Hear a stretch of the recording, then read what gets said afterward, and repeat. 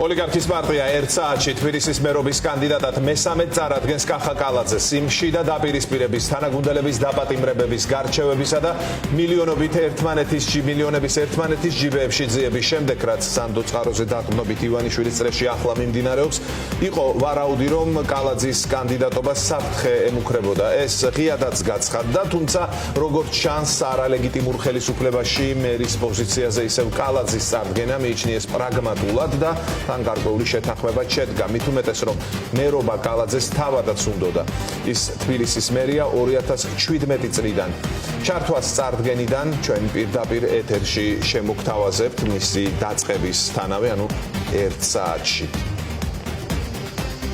მანამდე ადგილზე მუშაობს ჩვენი ჟურნალისტი სალომე ლაბაძე, რომელიც ასევე შემოგვიერთდება დეტალებით, როგორც კი მას ექნება შესაძლებლობა პირდაპირი ჩართვის, როგორც კი უფრო მეტი ინფორმაცია დაგროვდება ადგილზე, თუმცა ჩვენ თვალყურს ვადევნებდით, რომ კადრები გვაქვს ვახო და ვნახოთ ნაწილი უკვე მივიდა ადგილზე და ეს გრძელდება ეს პროცესი.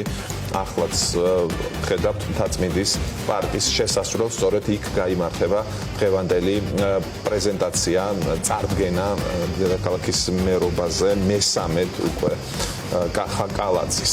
ვახო, ჩვენ რომ ვთქვათ, ბევრი ძველი გვარდიელი, ეგრეთ წოდებული, არ დარჩენილა 2012-იანელები ქართული ოცნების გუნდში. კალაძე არის ერთ-ერთი მათგანი, მცირეთაგან, ცოტათაგან, შეგვიძლია ასე ვთქვათ, ვინც შემორჩა ამ გუნდს შიდა, როგორც ვახო მას თქვა, დაპირისპირებების მიუხედავად და როგორც ჩანს, მართლაც და მის რეიტინგი, როცა იზომება გუნდში, რომელსაც აქვს ძალიან მძიმედ საქმე რეიტინგის თვალსაზრისით, მაინც ყველა ლიდერს შორის, ყველა იმ პირს შორის, ვინც შეიძლებოდა მოაზრებულიყო დედაქალაქის მერობის კანდიდატად, მაინც ყველაზე მეტი კიდევ რეიტინგი აქვს კახა კალაძეს, ამიტომაც ეს პროცესი ასე მესამე წარდგენით სრულდება. ჩვენ ახლა ვხედავთ კადრში ბიზნესმენ გიორგი რამიშვილს, დიახ, რომელიც ცოტა ხნის წინ სხვა შორის დაკავებულიც იყო. ეს უკავშირდება იმ შემთხვევას, რომელიც ოფიციალურად ასე ითქვა, თავადაც ეს თქვა, რომ აეროპორტში გაყვა, ასე ვთქვათ, წესროლი იარაღი, ისე რომ მან ეს არ იცოდა, ამას უხსნიდა საზოგადოებას რამიშვილი, რომ ეს დაკავებულიყო და შემდეგ გამოუშვეს სასამართლო დარბაზიდან. ხო, ვიდრე აი სალომეს გადავცემთ სიტყვას ლაბაძეს, რომელიც ახლა ჩაგვერთვება პირდაპირ ეთერში, უნდა ითქვას ისიც, რომ კალაძის პირობებში იყო სწორედ ის, რომ მიტაცებული არჩევნების პირობებშიც კი ქართულმა ოცნებამ თბილისში წააგო არჩევნები იმ გაყალბებული შედეგითაც კი. თუმცა ამაზე სასაუბრო ჩვენ ბევრი დრო გვექნება, მოგვიანებით. ახლა კი სალომე ლაბაძე გვეტყვის ამ წუთისთვის რა შეიძლება ვთქვათ სტუმრების შესახებ, რომელთა ნაწილი ჩვენ უკვე ვნახეთ კადრებში, მაგრამ შენ უფრო მეტი ინფორმაცია გაქვს სალომე. დავიწყოთ იმის აღნიშვნით, რომ ქართული ოცნება აშკარაა, რომ კახა კალაძის წარსადგენად ამ პრეზენტაციისთვის დღეს საგანგებოდ მოემზადა. ჩვენ ვიმყოფებით მთაწმინდის პარკის შესასვლელთან. დღეს ეს ღონისძიება სწორედ დაახლოებით 1 საათში უნდა გაიმართოს მთაწმინდის პარკის ტერიტორიაზე და ამისთვის აქ, როგორც ჩანს, განსაკუთრებული ზომებია უსაფრთხოების მიღებული. ტერიტორიაზე შესვლა შესაძლებელია მხოლოდ სპეციალური საშვის მქონე პირებისთვის, ანუ მხოლოდ იმ პირებისთვის, რომლებსაც ამ ღონისძიებაზე დასწრების შესაძლებლობას მისცემს თავად პარტია ქართული ოცნება. რაც შეეხება მედიას, მედიისთვისაც ადგილზე მუშაობა არის შეზღუდული. ჩვენ გადაადგილება თავისუფლად არ შეგვიძლია და ჩვენთვის გამოყოფილია სპეციალური სივრცე, სადაც ღონისძიების დასრულების შემდეგ პარტია საგანგებოდ შერჩეულ სპიკერებს გამოიყვანს. არადა მედიისთვის ბუნებრივია, რომ საინტერესოა იმაზე დაკვირვებაც, თუ ვინ დაესწრება ქართული ოცნების მიერ გამართულ ამ ღონისძიებას, რადგან როგორც წესი აქ იმყოფებიან ხოლმე ის პირები, რომლებიც იგულისხმებიან ქართული ოცნების ამ პერსონალურად კახა კალაძის მხარდამჭერებად და მათ გულშემატკივრებად. ჩვენ წინა წლებშიც და გასულ იმ ორ შემთხვევაშიც, როცა კახა კალაძე წარადგინა თბილისის მერობის კანდიდატად ქართულმა ოცნებამ, აქ ვნახეთ მათ შორის სახელოვნებო სფეროს წარმომადგენლები და ასევე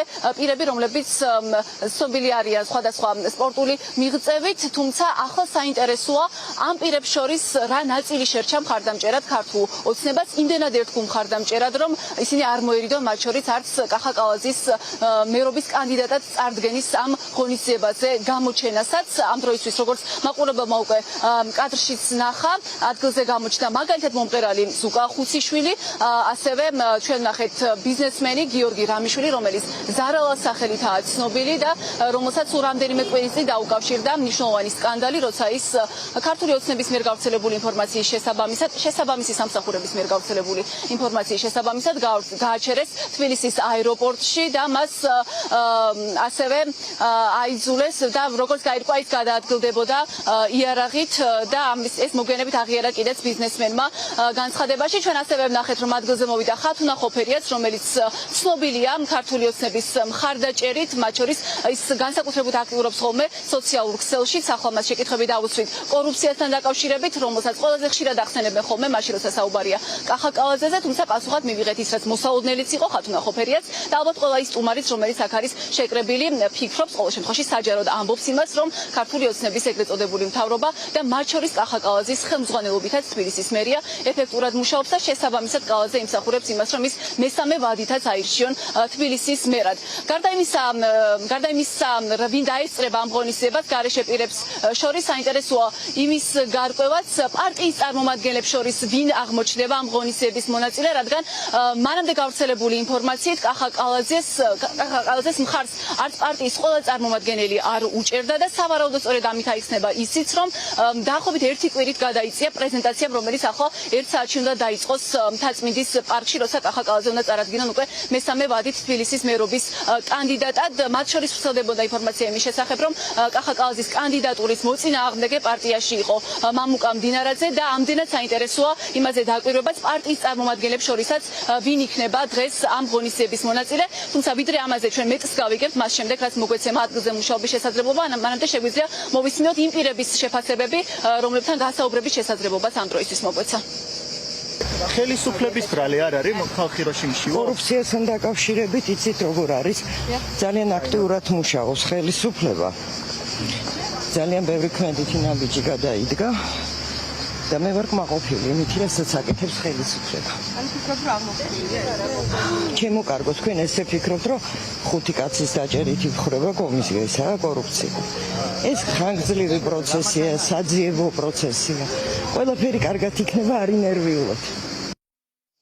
ხალხია კაცი აი ამ პროპაგანდას რას უპასუხოთ თქვენთან ვინმე მოვიდა რომ სქესი შეგეშვალოთ deep state-თან კომუნიკაცია ხომ არ გაქვთ ხო არ გაძალებთ ვინმე რომ სქესი შეიცვალოთ ბატონ ზუკა ხომ არ გაძალებთ ვინმე რომ სქესი შეიცვალოთ ხომ არ ჭირდებათ დაცვა ვინმესგან როგორც მოისმინეთ ის პირები, რომლებიც დღეს სტუმრების სტატუსით მოვიდნენ კახა კალაძის წარსადგენ ამ ღონისძიებაზე, საკმაოდ უხერხული კითხვების პირისპირ აღმოჩნდნენ, თუმცა ამ უხერხული კითხვების მოლოდინის მიუხედავად და რაც მთავარია იმ პოლიტიკის მიუხედავად, რომელსაც მიმართავს ქართული ოცნება და რომლის აქტიური განმახორციელებელიც არის მათ შორის პერსონალურად კახა კალაძეც, ეს პირები დღეს მაინც გამოჩნდნენ ღონისძიებაზე, რომელიც უნდა მიეძღვნას სწორედ მესამე ვადით თბილისის მერობის კანდიდატად ქართული ოცნების სახელით კახა კალაძის წარდგენას. ეს ღონისძიება, როგორც გითხარით, დაიწყება 1 საათში, ამისთვის სივრცე პარტიამ შეარჩია მთაწმინდის პარკი, სადაც მედიის წარმომადგენლებსაც შეზღუდულ გარემოში გვექნება მუშაობის შესაძლებლობა და ჩვენ მხოლოდ მას შემდეგ რაც დასრულდება ეს პრეზენტაცია, გვექნება იმის საშუალება, რომ პარტიის მიერ შერჩეულ სპიკერებს დავუსვათ ჩვენთვის საინტერესო კითხვები.